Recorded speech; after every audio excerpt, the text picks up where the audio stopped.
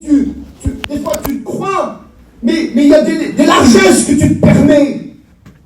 Et tu crois que tu atteins le but, mais tu repars en arrière. Tu repars comme dans 10 ans, 15 ans en arrière. Je ne vous cache pas qu'on en a marre de vous. Pardonnez-moi de cette expression, mais on en a par-dessus la tête. Parce que les pasteurs qui sont ici, là, c'est pas rien de faire du pastoral. C'est pas rien d'aller trouver les gens qui sont constamment toujours en miettes. Il faut toujours les relever, toujours les relever, toujours les relever. Ça va durer combien de temps? Alors il faut supporter les faibles, d'accord? Mais c'est pas un prétexte pour que tu restes toujours faible. Parce que tu as des pasteurs qui vont constamment vers toi. Non, tu as besoin. Tu as besoin de prendre une décision ce matin. Parce que c'est pas possible. Pour bénir tes enfants, pour leur montrer le véritable témoignage, c'est pas à ta manière à toi, c'est à la manière de l'évangile. Je regarde mon texte et je me dis que dans toutes les églises, et même la dernière, il est question de ça dans la dernière église, que celui qui a des oreilles entend ce que l'Esprit dit à l'église. C'est aux églises, c'est un pluriel. Ça veut dire, c'est dans les 7 églises de l'Apocalypse. Donc ça veut dire que l'Esprit dit ça à l'église. Et bien là, moi je ne suis pas, vous ne voyez pas de métamorphose sur moi. Mais je n'ai pas besoin d'avoir de métamorphose seulement par la parole, parce que moi c'est la parole, la prédication. Et dans cette prédication-là, le Seigneur veut te réveiller. Il faut que tu prennes des décisions. S'il n'y a pas de décision, tu viendras toujours à l'église avec les mêmes problèmes, avec les mêmes difficultés.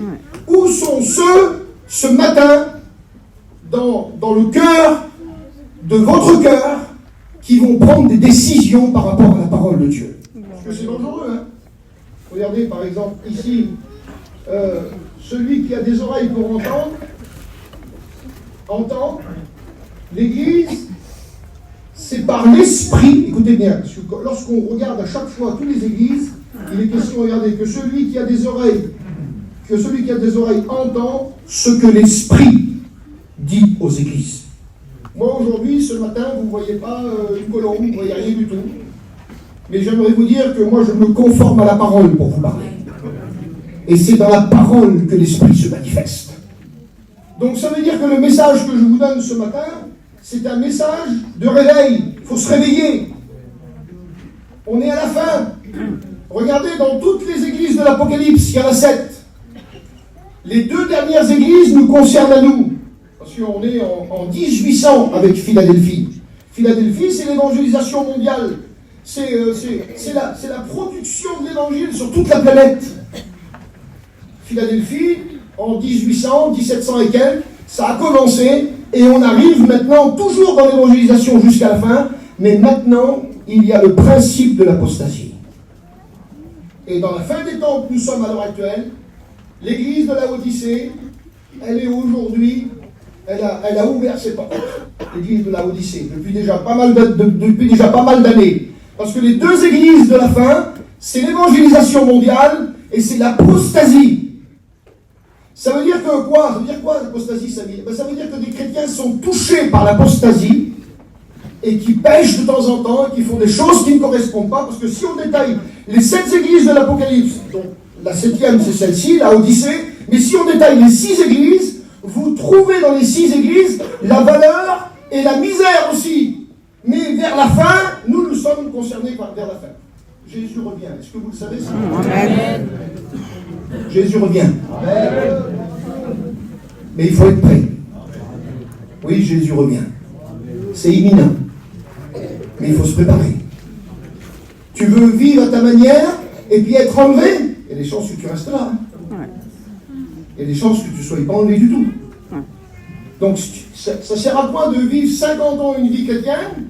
Pour peut-être les plus vieux, 60 ans. Peut-être qu'il y a des personnes qui connaissent depuis 60 ans. Et ça arrive à quoi de perdre ton salut au bout de 60 ans? Toute ta vie, tu as fait des choses de Dieu. Et puis aujourd'hui, peut-être que tu perds ton salut, ou ça fait 50 ans, ou 45 ans. Donc, ce n'est pas le moment de se perdre. Vous voulez bénir vos familles, vous voulez bénir vos enfants, vous voulez qu'il se passe quelque chose dans vos familles, dans vos maisons. Il faut se réveiller. Alléluia. Celui qui ne se réveille pas, il va tomber dans la honte. Il va tomber dans la misère. Comment se fait-il que l'esprit, il est question que celui qui a des oreilles entende? Pourquoi entendre? C'est parce que quand tu entends, tu comprends la parole, parce que les serviteurs de Dieu traduisent la parole.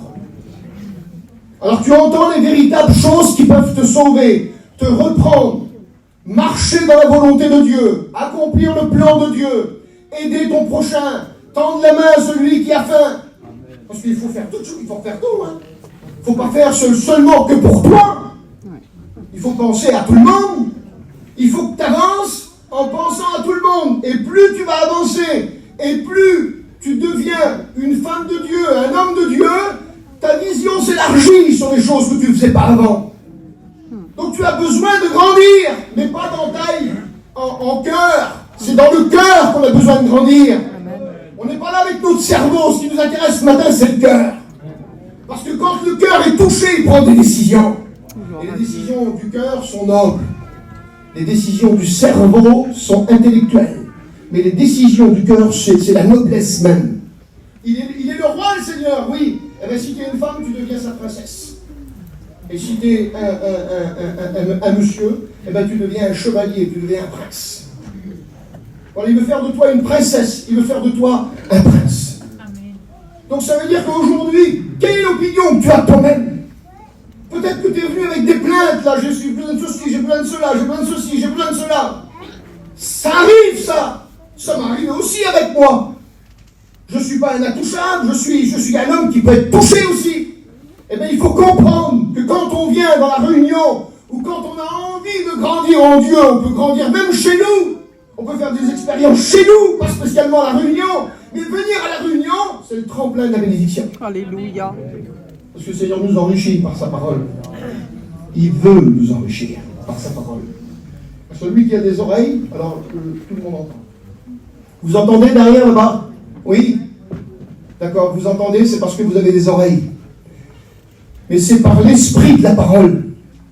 Le Saint-Esprit. C'est à partir du Saint-Esprit, c'est à partir de l'Esprit. C'est ma prédication là, même si là pour l'instant, je ne sens pas vraiment la présence de Dieu. Mais la parole que j'ai méditée, c'est une parole d'Esprit. Et c'est cette méditation-là que je vous amène.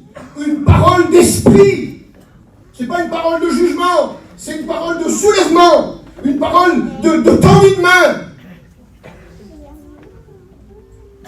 Une fois, moi, j'ai eu besoin qu'on me tende la main.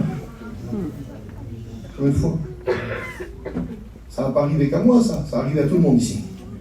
Combien de fois qu'on a eu des besoins. Eh bien, le Seigneur, il est toujours fidèle pour venir nous servir.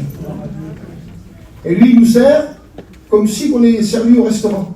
Le Seigneur nous donne tout. Si on veut, il peut tout nous donner. Qu'est-ce que vous croyez, que la vie chrétienne, ça s'arrête comme ça? Ou alors on ne peut pas aller plus loin?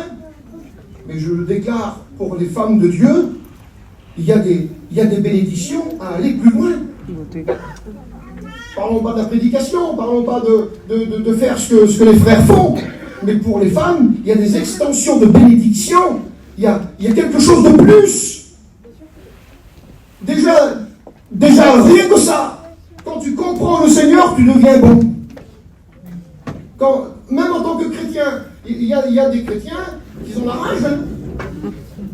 Il y a des chrétiennes qui ont la rage. Mais quand ils sont touchés par Dieu, ça change, dis donc, c'est terrible. Hein. Le tempérament n'est plus le même. L'agressivité, s'il y en a, il n'y en a plus. La méchanceté, s'il y en avait, il faut que ça soit pardonné. Il faut que ça soit pardonné, la méchanceté. Si tu dis, bah tiens, j'ai été béni pour la méchanceté, non, il faut le pardon. Il faut demander pardon au Seigneur quand quelqu'un est méchant. Parce que c'est un péché, la méchanceté. Donc ça veut dire que des fois, vous croyez d'avoir fait des choses, mais qu'en définitive, c'est pas grave. Ah oui, mais si vous ne confessez pas les péchés que vous avez créés sans le vouloir, c'est une confession qu'il doit avoir, et une repentance. Parce qu'il y a trop de choses qui viennent dans une journée, il y a trop de choses qui nous fait la guerre à l'âme. Et nous avons besoin, soit dans l'après-midi ou soit dans le soir, de nous débarrasser des agressions qu'on a eues. Parce qu'on accumule, on ne le sent pas, mais on accumule, et en accumulant, après, ça part dans le péché comme rien du tout. Parce que c'est la prière, il n'y a pas de pardon, il n'y a rien du tout. Donc il faut demeurer dans la volonté de Dieu. Ici, dans le texte, Laodicée, c'est une église où Jésus a frappé. Je ne sais pas si ça vous dit quelque chose, ça. C'est une église dans laquelle Jésus a frappé. Il a dit, ouvre-moi la porte. Il était devant la porte. Jésus devant la porte. Je ne sais pas ce que tu es en train de vivre, mais il faudrait bien que si tu entends la voix de Dieu, il faudrait bien que tu rouvres la porte de ton cœur. Parce que c'est pas possible, Jésus ne peut pas rester devant la porte. Il n'est pas prêt à le faire. Il peut s'en aller par rapport à toi. Il peut repartir. Il va revenir quand il y aura une repentance réelle. Parce que tu vas l'appeler dans ta repentance. Il est tout de suite là, le Seigneur. L'action du Saint-Esprit est tout de suite là aussi avec. Donc on n'a pas de souci à avoir. Quelqu'un qui se repent, qui demande pardon à Dieu, le Seigneur est tout de suite devant sa porte. Perd pas de temps, le Seigneur. Vous avez vu, ça vous est arrivé, vous. Bon, moi, ça m'est arrivé dans la bénédiction aussi avec. Ça m'est arrivé dans la bénédiction de pas me sentir bien, et d'un seul coup, dans la présence de Dieu, tout s'éclaire. La présence de Dieu envahit nos cœurs. Ça y est, l'intelligence est toujours là, mais elle est brouillée. Et quand le cœur s'éclaire, quand le cœur est ouvert à la présence de Dieu, ça y est, il n'y a plus de problème. Ça vous arrive ça? Il n'y a plus de problème. Il n'y a plus rien qui peut compter. Il n'y a plus quelque chose qui peut nous faire du mal. Et en plus, on se sent d'une autre manière. On sent qu'il y a de la puissance que Jésus a partagée avec nous. Mais ce n'est pas une puissance destructrice pour les autres, c'est une puissance de protection. Nous sommes protégés. Nous ne pouvons pas inventer les choses. Tout est écrit ici. Les choses que je vous dis sont écrites ici. Le Seigneur n'est pas en train d'inventer. Le Seigneur dit ça. Fais rentrer Jésus. Sa place est dans ton cœur. Il n'a pas d'autre place, lui. Il veut remplir ton cœur. Il faut que tu le fasses rentrer. Moi, je demande à des sœurs qui sont un petit peu faibles et qui sont troublées. Ce matin, il faut que tu appelles encore une fois de plus Jésus. Il faut que tu le fasses de tout ton cœur. Les frères aussi, ils sont ici. On n'est pas exempt de difficultés, on n'est pas exempt de problèmes. Nous avons besoin d'un renouvellement. Quelle que soit la force que nous avons besoin comme renouvellement, le Seigneur il est capable de nous donner ce renouvellement. Ici, aussi avec, dans le livre d'Ésaïe, il est dit ceci, Ésaïe 21, versets 11 et 12. Il dit ceci, « Sentinelle, que dis-tu de la nuit ?» C'est dans l'Ancien Testament, ça, hein? C'est environ à peu près 800 ans avant Jésus-Christ. Il est dit ceci, « Sentinelle, que dis-tu de la nuit ?» Et le sentinelle répond. Et regardez ce qu'il répond, le sentinelle. C'est énorme. Dans l'Ancien Testament, de trouver ça, c'est une révélation. C'est marqué noir sur blanc. Et regardez ce qu'il dit, le sentinelle. Il dit, « Le matin vient et la nuit aussi. » Qu'est-ce que ça veut dire? Il est en train de prophétiser l'enlèvement de l'Église. Et il est en train de prophétiser la grande tribulation qui va s'abattre sur la puissance des ténèbres sur le monde. Et ce verset-là, parce que Ésaïe, c'est un grand prophète, mais il a fait beaucoup de choses évangéliques dans sa prophétie. Et là, ici, dans le texte, on est devant un verset qui est, dans l'Ancien Testament, je vois le jour, le matin arriver, et je vois aussi la nuit arriver. Donc le matin, c'est pour nous l'Église. C'est de partir à la rencontre du Seigneur. Et ceux qui resteront, c'est la nuit. J'ai des lumières chez moi, vous pourrez bien les prendre, vous en aurez besoin. Mais une chose qui est sûre, c'est qu'il faut partir. Il ne faut pas rester. Il faut tout faire pour partir. Pourquoi c'est trop de prier? C'est trop d'avoir un témoignage pour un chrétien? C'est beaucoup d'avoir un témoignage pour un chrétien? C'est beaucoup d'être poli dans les paroles? C'est beaucoup ça? Mais ça fait partie de l'éducation du monde, d'avoir un beau langage ou d'avoir un langage correct. Mais un chrétien ne doit pas avoir de vulgarité. Il doit avoir un langage de Dieu. Alléluia. Un chrétien doit savoir louer le Seigneur à tout instant. Et je dis ça pour les pasteurs aussi. Pour les chrétiens qui sont ici, les chrétiennes. Ensemble, nous sommes l'église de Dieu. Et là, il dit, fais rentrer Jésus, sa place est dans ton cœur. Regardez, quand Noé,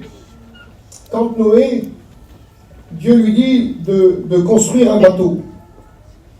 Et vous savez que dans ce bateau, allait avoir la famille à Noé et sa famille, et allait avoir tous les animaux.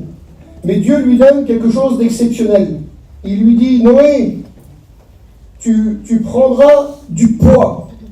Le poids dans Genèse 6,14 pour les lecteurs, le poids c'était comme un enduit. Je sais pas, du goudron, je pense que c'était moi, une résine, un truc comme ça. Et il dit, tu l'enduiras à l'intérieur tout entier, et tu l'enduiras à l'extérieur tout entier. C'était le bas du bateau, à l'intérieur, tout ça, toute la longueur. Et c'était aussi avec le haut et le toit. Le toit en dedans, et après le haut et tout l'extérieur complet. Et pendant que Noé se trouvait dans la tourmente, il a été protégé, le bateau n'a pas coulé, parce que Dieu lui a dit, fais ça. C'était justement pour ne pas couler, parce que l'eau aurait passé en travers les bouts de bois. Il y avait peut-être des bouts de bois, ils n'étaient pas comme la perfection d'aujourd'hui, mais aujourd'hui on enduit les bateaux aussi avec. Donc ça veut dire que Noé, sa protection, elle était à l'intérieur et à l'extérieur. Ta protection à toi, elle doit être à l'intérieur et à l'extérieur pour le témoignage. Tu ne peux pas faire autre chose. Tu ne peux pas vivre autre chose que ça. Tu es obligé de vivre l'intérieur en priorité. Dites-moi, j'aimerais quand même vous poser la question. Quand vous vous êtes convertis, vous êtes peut-être venus dans cette assemblée-là comme étant des femmes païennes, des hommes païens. Mais quand tu es sorti, converti d'ici, quelle différence qu'il y a eu? C'est que ton cœur a été touché de l'intérieur et que maintenant, pour vous faire voir ta vie chrétienne, c'est de l'extérieur que tu as le revêtement du Saint-Esprit pour justement aller partout et vivre la vie de Dieu. Et la vie de Dieu, c'est celle-ci. Il n'y en a pas 36. C'est pas la peine d'en inventer une. Maintenant, il y en a qui s'inventent des vies chrétiennes. Ah ben oui, il y en a qui s'inventent des vies chrétiennes. Ils font ce qu'ils veulent. Ils vivent comme ils veulent. Ils disent n'importe quoi. On n'arrive plus à les comprendre, les gens. Il y a des gens qu'on n'arrive plus à les comprendre. Ils se permettent tout. On n'est pas des gardés, on n'est pas des listés. Hein. On n'est pas là pour essayer. Et puis moi, je ne me permettrai pas. Parce qu'il y a des personnes âgées ici. Les femmes comme les hommes. Et nous respectons cette assemblée. On n'est pas là pour vous donner des leçons. Nous sommes en train de vous parler de celui qui veut vous bénir encore plus. La volonté de Dieu, c'est l'intérieur et l'extérieur. Revêtement de puissance. Mais alors, j'aimerais vous poser la question. Quand vous allez vous mettre au travail? Vous, les chrétiens. Ça fait combien de temps qu'il y a des réunions ici? Vous pouvez nous dire? 34 ans, on a dans la salle, là? Non, d'accord, un peu moins. Bon, ça fait une trentaine d'années, peut-être 26 ans, 27 ans. Donc, il y a plein de personnes ce matin. Mais là, ici, on n'est pas au cinéma. Pardonnez-moi. On n'est pas au cinéma. On est dans une réunion qui peut bâtir votre intérieur. On écoute une parole qui peut se manifester de l'intérieur. On écoute une parole qui nous donne un revêtement de l'extérieur. Donc ça veut dire qu'on est des intouchables. Il n'y a rien qui nous fait peur. Moi, peur, je n'ai pas peur. J'ai peur de rien, moi. J'ai pas peur. Si, j'ai peur des choses inutiles. Mais je veux dire, j'ai peur de rien. Il n'y a rien qui me fait peur. La seule différence qu'il y a, c'est qu'aujourd'hui, nous tous, que nous sommes, nous avons besoin de comprendre la parole pour nous armer. Parce que si vous avez l'intention de sauver vos familles, ou si vous avez l'intention de porter témoignage, eh bien, il faut aller plus loin dans le témoignage. Et il ne faut pas devenir des prêcheuses, il faut devenir des témoigneuses. Ben oui. Même si des fois tu dis un petit mot intéressant, ben il est intéressant. Il vient peut-être aussi de l'esprit, celui-là. La seule différence qu'il y a, c'est l'intérieur et l'extérieur. Et si tu veux sauver ta famille, eh bien, faut pas perdre de temps. Il faut crier Dieu dans ta famille. Il faut témoigner Dieu dans ta famille. Et c'est de l'intérieur et de l'extérieur. Eh bien, Noé, lui, il a beau faire. Ça a été la plus grande vague qu'il y a eu. Ça a été le plus grand déluge qu'il y a eu. Il n'y a jamais eu un déluge comme celui-ci. La terre entière était recouverte. De la plus haute montagne. Et à l'époque, c'était le mont Ararat. Ils ne connaissaient pas les autres montagnes à l'époque. Mais c'était le mont Ararat parce que l'arche de Noé, il a échoué sur le mont Ararat, d'après ce qu'on sait, d'après les scientifiques. Et elle était environ à peu près 7 mètres plus haut que le mont Ararat. Donc ça veut dire qu'il y avait sur toute la surface de la terre de l'eau. Regardez un petit peu le miracle que Dieu a fait pour enlever tout l'eau sur la planète Terre. C'est déjà là une confiance que nous devons avoir en lui, tellement qu'il est capable de faire des miracles au-delà de ce qu'on peut penser. Mais on n'était pas là, nous, amis. Oui, mais les Écritures, ils ne mentent pas, ils disent la vérité. Donc on sait que c'est comme ça. Et bien aujourd'hui, qu'est-ce qui se passe? Et bien aujourd'hui, plus que jamais, on a beaucoup de chrétiens qui se convertissent, beaucoup d'inconvertis qui se convertissent, mais on perd beaucoup de chrétiens aussi. Hein. On en perd beaucoup. Et on en perd beaucoup qui sont des chrétiens du dimanche. On ne les voit pas la semaine. Alors maintenant, il y a des cas. Parlons pas des cas. Mais parlons de ceux qui ont la liberté. Que ce soit n'importe qui. De ceux qui ont la liberté. Là, il est question du bois de gopher enduit. Donc, enduit, c'est l'action de l'esprit. Pour nous, c'est l'action de l'esprit. C'est pas le bitume, là. C'est l'action de l'esprit. Eh bien, de l'intérieur, nous sommes remplis, et de l'extérieur, nous sommes revêtus. Alors, tu peux faire n'importe quoi? Non. Tu peux pas aller dans des endroits qui ne sont pas les tiens. On ne fait pas de politique de ce qu'on doit faire, d'accord? Mais la seule différence qu'il y a, c'est qu'on ne fait pas comme le monde. On fait comme des chrétiens. On vit la vie chrétienne. Voilà, il y a des petits trucs que tu peux faire, mais il ne faut pas aller trop loin non plus. Parce qu'après, on ne les reconnaît plus. Ah ben oui, hein. Quand je vous le dis, on ne les reconnaît plus. À l'intérieur de la dernière église, écoutez ça, à l'intérieur de la dernière église, il frappe. Il frappe le Seigneur. Il dit, si tu me rouvres, je rentre chez toi. Il veut rentrer chez toi plus fort encore. Parce que je ne sais pas comment tu as ouvert la porte. Mais il faut ouvrir la porte pour laisser passer un personnage. Il ne faut pas ouvrir la porte pour entendre juste ce que tu as envie d'entendre et refermer la porte. Parce qu'avec ce que tu as envie d'entendre, tu ne peux pas vivre une vie chrétienne stable.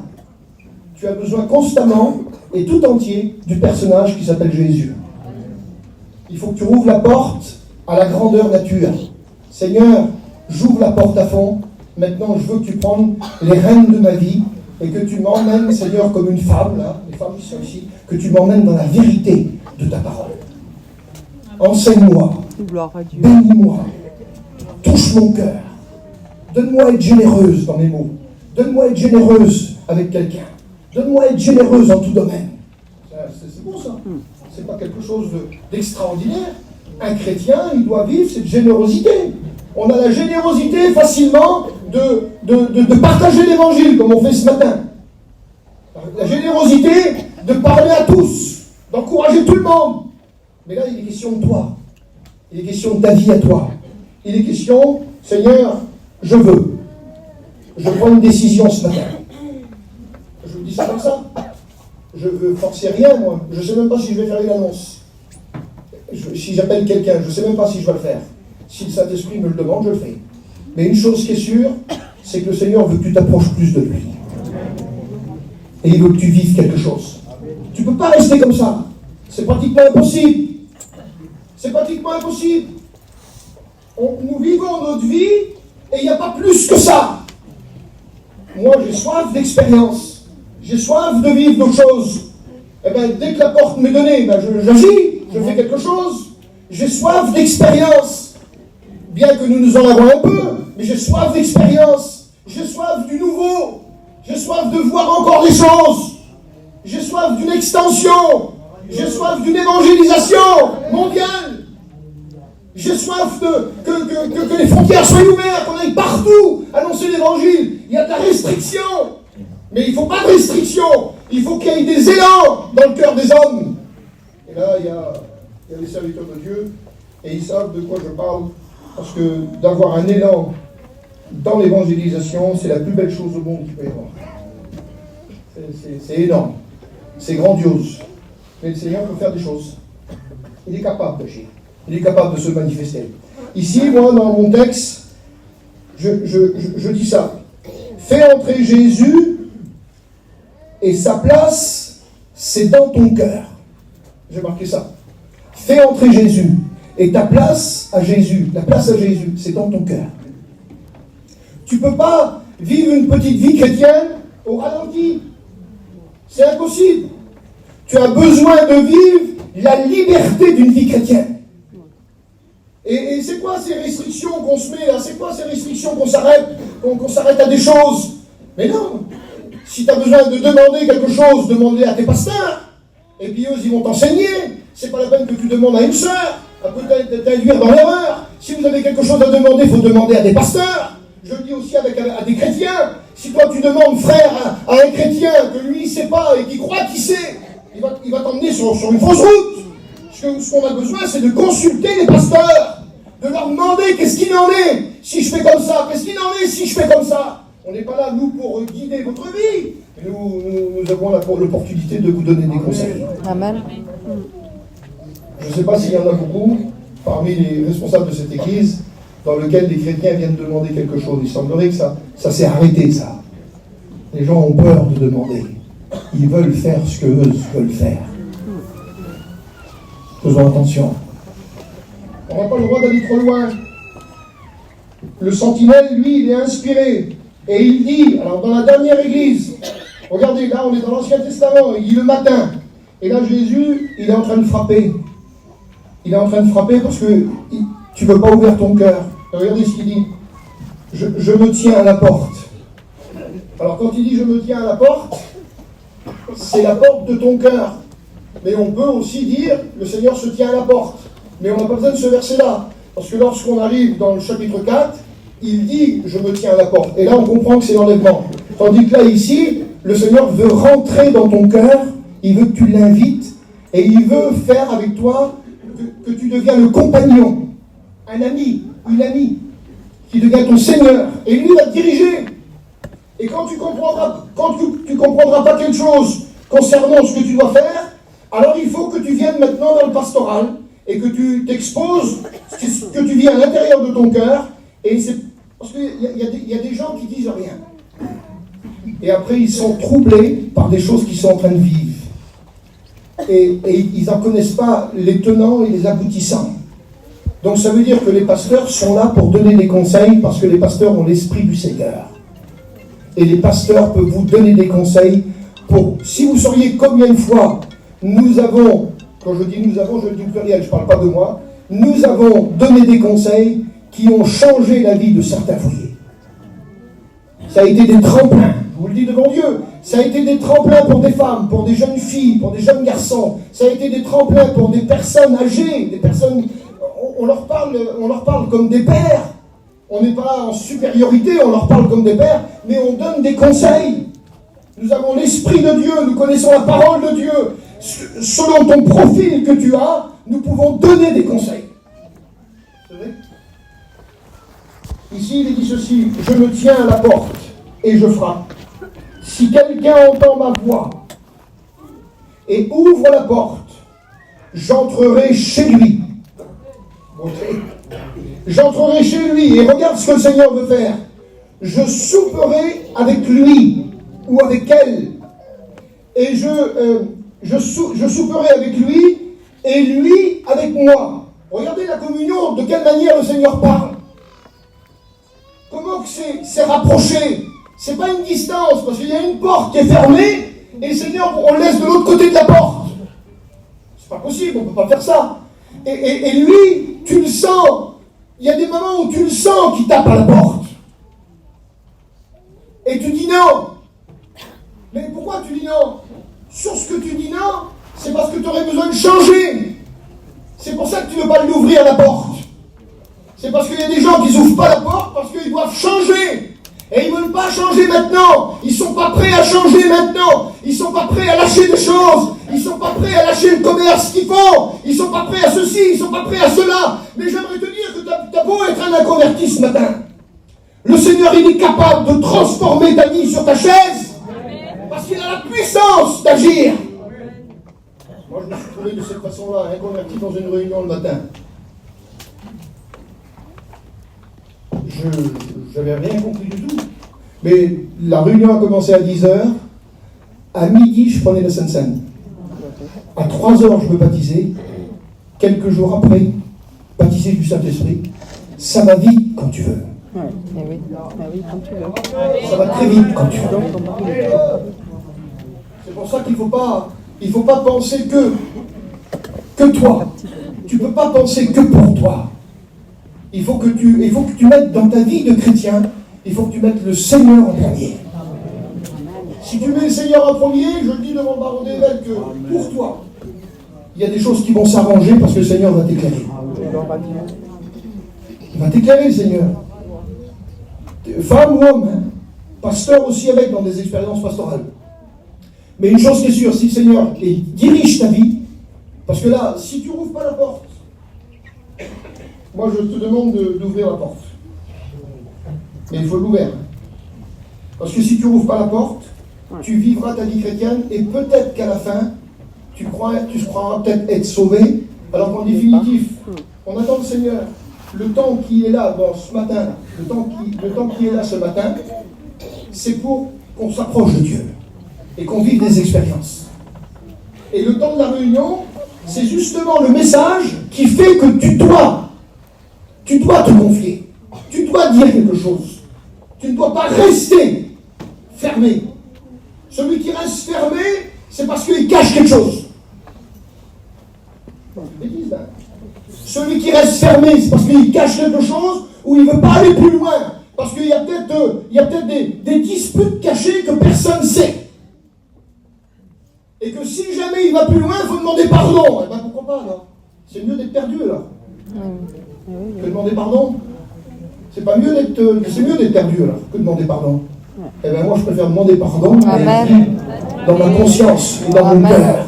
Exactement. Ou alors arranger une affaire entre la belle-fille et la belle-mère, ou le beau-père et puis le beau-fils, peu importe.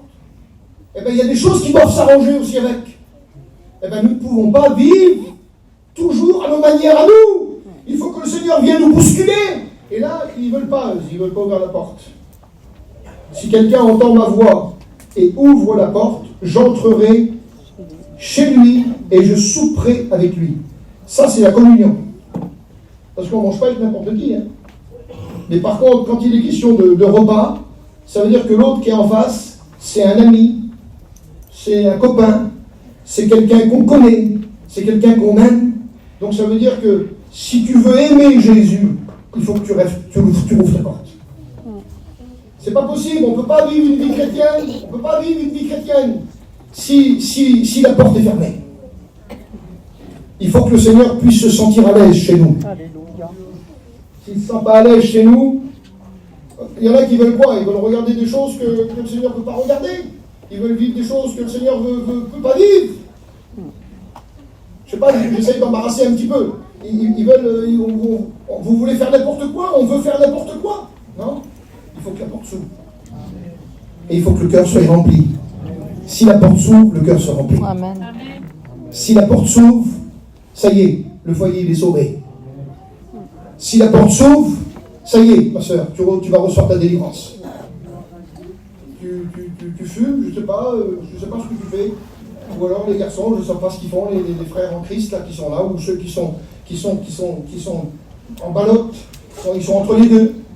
Il y a des hommes ici ce matin qui veulent aller plus loin, mais qui hésitent.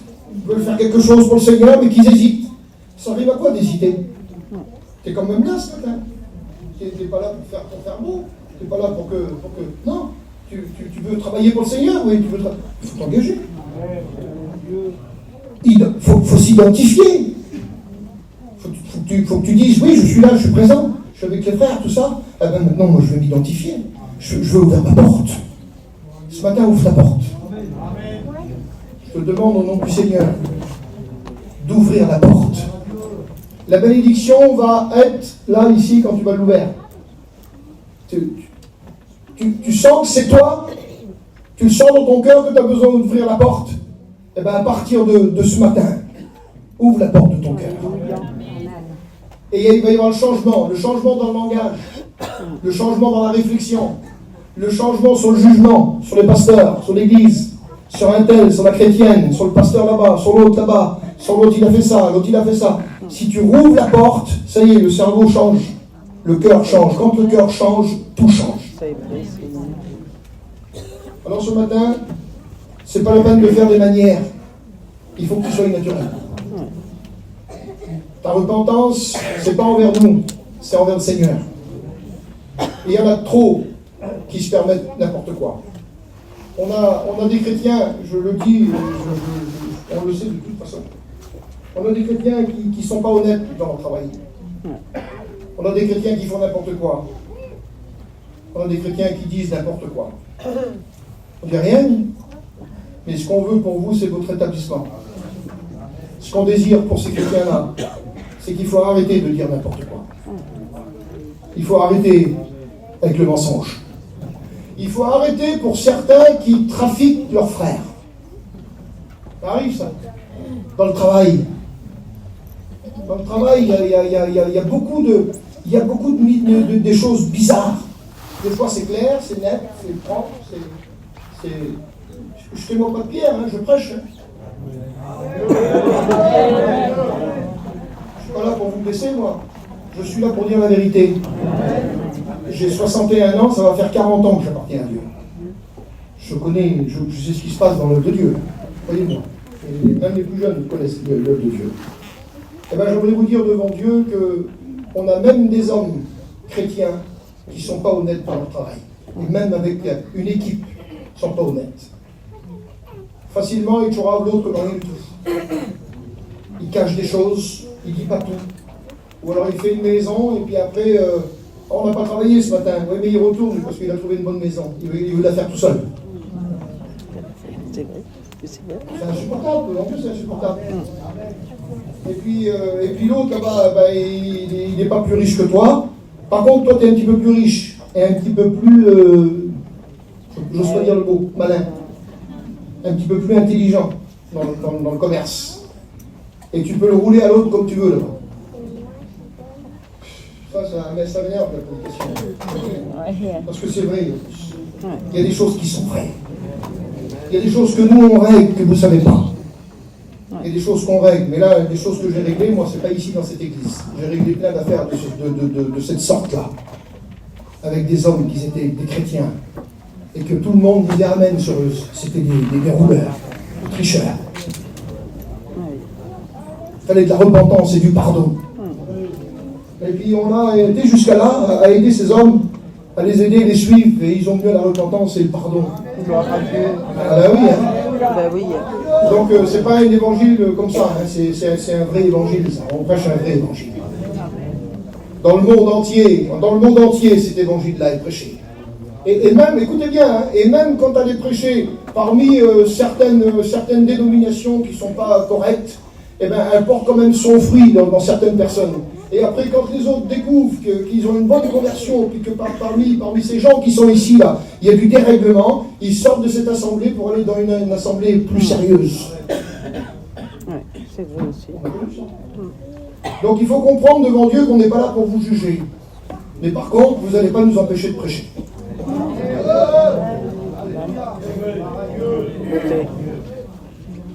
Et vous n'allez pas nous dicter ce qu'on doit dire. Parce que si nous ne parlons pas avec de la colère. Mais nous parlons avec la parole et l'Esprit de Dieu. Alléluia. Et si nous disons quelque chose, c'est pour vous aider. Et pourquoi, Samy? C'est parce que nous vous aimons. Nous vous aimons vraiment. Nous aimons les assemblées de Vie Lumière partout. Nous aimons les assemblées des frères, les plus âgés, les plus jeunes. C'est pas un problème pour nous de parler avec un jeune. C'est pas un problème de parler avec une personne de 100 ans. Parce que nous respectons les personnes âgées. Ce matin, On n'est pas là pour essayer de dire, allez, je vais changer. Non, c'est pas ça qu'il faut faire. Il faut changer. Il faut changer. À partir de lundi, on ne sait pas ce qui va se passer dans le monde. J'étais dans un hôpital il n'y a pas tellement longtemps, et comme on connaît un peu les Écritures, j'ai parlé avec des personnages qui m'ont demandé qu'est-ce que tu en penses d'un tel, des grands de ce monde. Et j'ai dit ce que je pensais. Et j'ai dit, pour que le monde arrive à ce que l'Écriture déclare, il faut que ce gajo de l'Amérique soit en poste. Et là, on est devant quelque chose d'exceptionnel. Je ne sais pas qu'on est content qu'il est là, mais on n'est pas contre non plus, parce que ce qui nous intéresse, c'est l'accélération du plan. Que le Seigneur vienne nous chercher. Là, je sens la présence de Dieu. Gloire à Dieu. Et je crois que devant Dieu, vous devez vous préparer. Le monde entier, je ne sais pas, vous ne faites pas attention, vous ne faites pas attention. On a encore plein d'envie de travailler dans ce monde, là, de gagner notre argent. Que Dieu vous aide encore à avoir cette force pour nourrir votre petite famille et pour faire ce que vous avez à faire. Il ne faut pas s'attacher à ce monde. Bientôt nous partons. Alléluia. Gloire à Dieu. Amen. On part bientôt. Jésus vient nous chercher. Gloire à Dieu. C'est vrai, c'est pas, on fait pas beau ce matin en disant ça. Mais nous nous soucions pour les églises et nous nous soucions pour vous aussi avec. Ce matin, cette prédication, elle n'est pas terrible, mais elle nous appelle au changement, à nous repentir, à vivre d'une manière saine. On n'a pas besoin d'elle dans le dos, mais de vivre la volonté de Dieu et de laisser ce qui pourrait détruire nos enfants, qui pourrait détruire nos familles. C'est vrai, moi je suis pas toujours gentil, mon petit Marc, des fois il dit tata, c'est pas possible que t'es dur comme ça, mais je suis dur contre le péché, je suis dur contre les choses qui ne correspondent pas. J'ai véritablement, c'est comme une colère qui vient en moi, mais je ne suis pas en colère sur les gens, je suis en colère sur la faute qu'ils sont en train de faire. Et vous pouvez faire ce que vous voulez, mais mon devoir c'est de vous aider. Mon devoir c'est de vous tendre la main. Et comme je dis, mon devoir, c'est le devoir de tous les serviteurs de Dieu qui sont ici. Le devoir d'agir, le devoir de sauver, le devoir de bénir, le devoir de parler pour que les gens puissent recevoir de la puissance, pour que les gens comprennent qu'ils ont besoin de cette extension, de ce spirituel qui vient se manifester en vous. Je vous en supplie au nom du Seigneur, devenez spirituel. Alléluia. De plus en plus. Arrêtez avec le charnel. Arrêtez avec les paroles qui ne correspondent pas et qui font du mal qu'à ceux qui les entendent. Je vous le demande devant Dieu. Plaçons-nous devant le Seigneur. Véritablement, nous allons prier le Seigneur. Vous pouvez baisser les têtes, s'il vous plaît. Plaçons-nous devant Dieu. Nous avons besoin de sa grâce. Nous avons besoin de son élan ce matin pour justement éliminer tout ce qui ne glorifie pas son nom. Seigneur, tu les connais. Tu nous connais, Seigneur. Cette parole me concerne. J'ai prêché aussi pour moi. Que la grâce de Dieu soit sur cette assemblée. Que la grâce de Dieu touche les plus âgés comme les plus jeunes. Seigneur, si tu veux opérer des délivrances ce matin, fais-le, tu as toute la place. Si tu veux opérer des victoires ce matin, Seigneur, distribue des victoires. Si tu veux te manifester dans le nom puissant de Jésus, ce matin, dans des choses qui sont cachées, que nous ne connaissons pas, Seigneur, alors viens avec ta puissance pour consumer tout ce qui n'est pas à ta gloire. Seigneur, que la grâce de Dieu soit sur ceux qui sont ici. Nous t'en supplions d'agir, Seigneur. Seigneur, tu es comblé d'amour et tu veux nous combler de cet amour. Seigneur, viens toucher nos cœurs. Viens toucher nos cœurs. Que les résistances tombent. Seigneur, que la résistance que l'on peut trouver dans des femmes, Seigneur, que cette résistance tombe. Tu vois aussi des hommes qui résistent peut-être à ta présence. Seigneur, qui résistent à aller plus loin. Je te demande, Seigneur, de les bénir maintenant. Au nom de Jésus, la délivrance est dans ta parole.